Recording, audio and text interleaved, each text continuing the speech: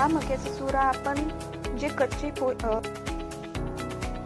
हे बघा या पद्धतीने छान गोल्डसर असा रंग त्यांना आलेला आहे। आता हे काढून घ्यावे।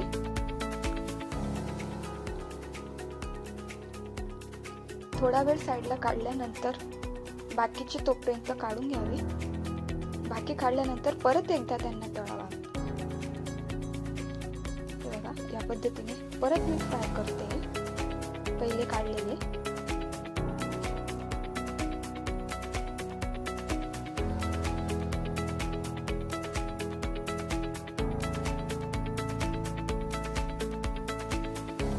या पद्धतीने सगळे तळून काढून घ्यावे।